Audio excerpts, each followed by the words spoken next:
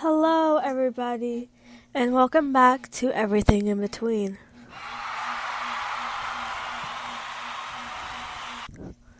This is the third episode of our show, in case you haven't noticed, and the final episode, not of just the year, but of the entire decade.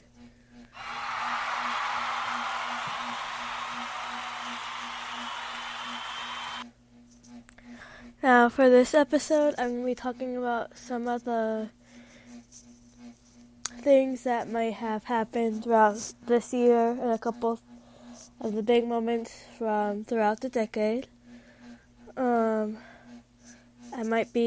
most likely going to be all over the place, so don't expect me to go in order. I'm going to touch here and there. We're going to start with towards the beginning of the decade for right now. Starting with Nicki Minaj and One Direction. Yay!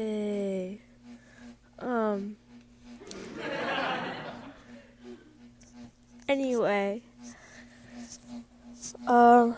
as you may have known, One Direction Mania started back in 2011 when they all auditioned for the X Factor. It's kind of insane because I still love them, okay? And I was a big fan of them back then, even though I was kind of little when they first got, big and all that.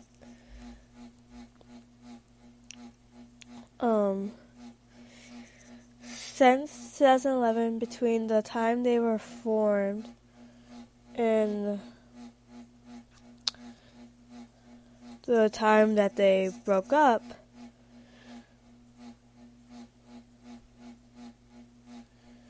they have had about 5 studio albums, 6 extended plays, 17 singles, including 2 charity singles, 2 video albums, and 17 music videos.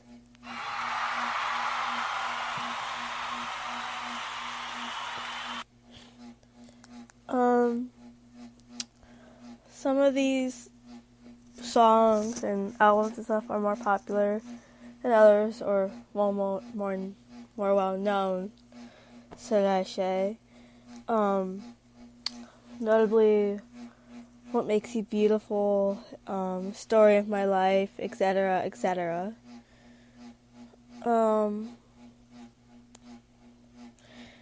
They have been nominated for 366 awards, and they've won 242 awards. So that's a big thing. They've earned 2 double platinum records and 2 black platinum records.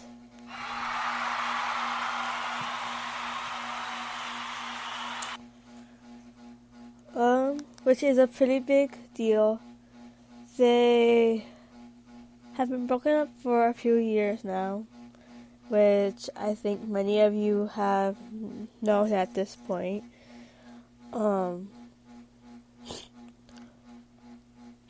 Now, on to Nicki Minaj,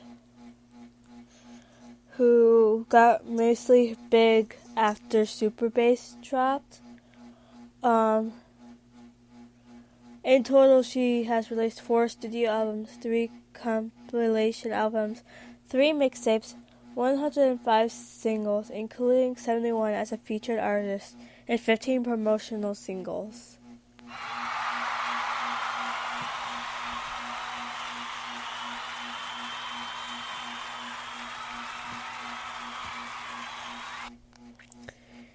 And that's big for not only just as an artist, but as a black female to have been successful like that and have had that many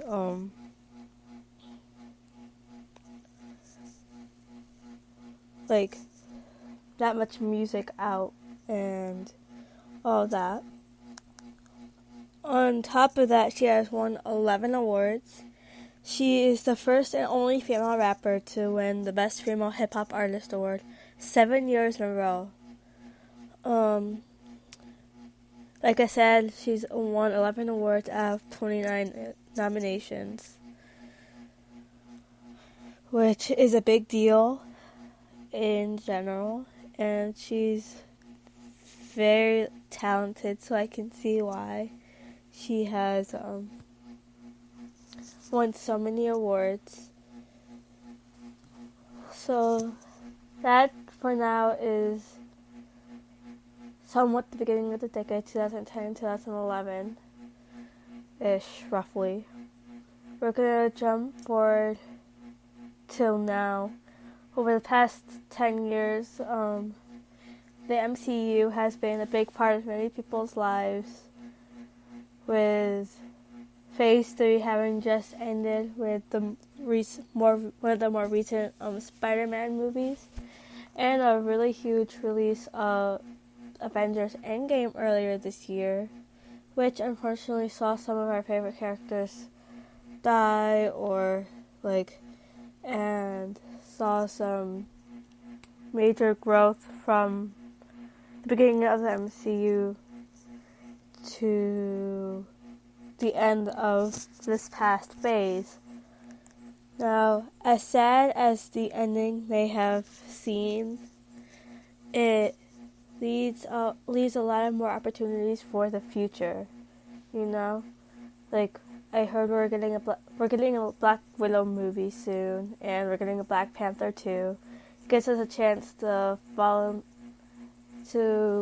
remember the heroes who we've known the past 10 years, and fall in love with more heroes that we'll get to know over the next 10 years.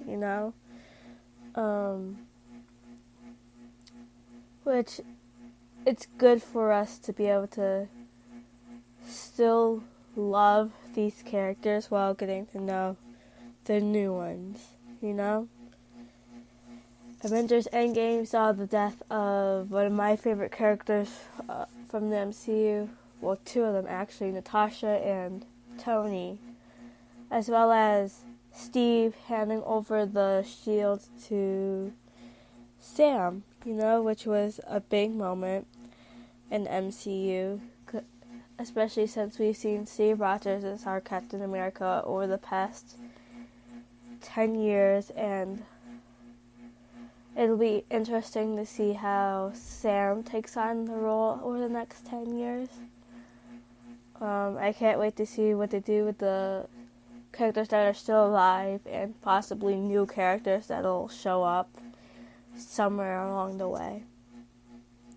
Some more of our favorite dead characters included Loki and Peggy Carter, and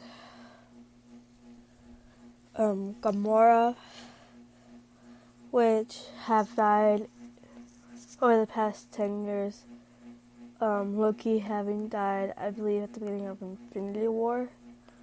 And though it's been sad for all of us, I think that we should still remember them through the movies and in our hearts. Another big moment throughout the decade is Hamilton going on to Broadway. It helped to change how people viewed musical theater, and it helped bring people back to Broadway. I feel like people are always been at Broadway. I feel like it helped bring a younger generation into it. As most people know, the musical theater has always been popular. That's personally my opinion, but Hamilton really kind of somewhat changed that.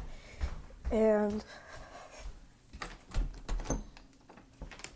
I'm really happy about that. And after it came different musical phenomena like Beetlejuice, Be More Chill,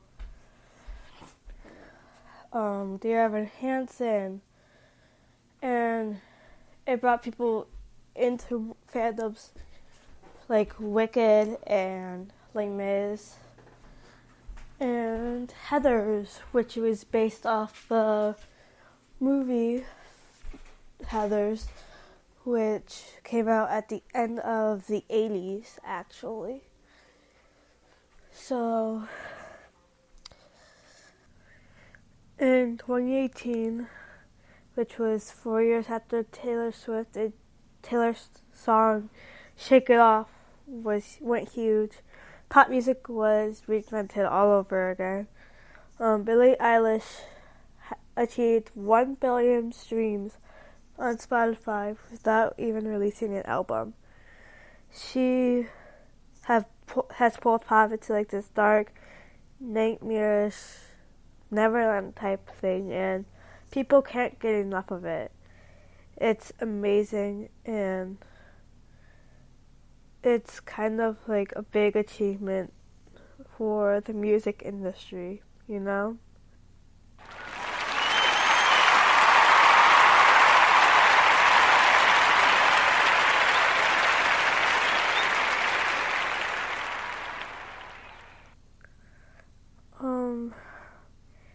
For now, that might be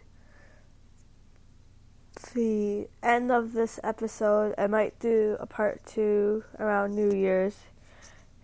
So expect a New Year's podcast as well as another podcast next Saturday. So where those next 2 podcasts, I'll be talking about what I hope happens in the next decade and like how I hope changes I hope to see and things that I hope won't happen but probably will, you know. So I'll see you guys next time.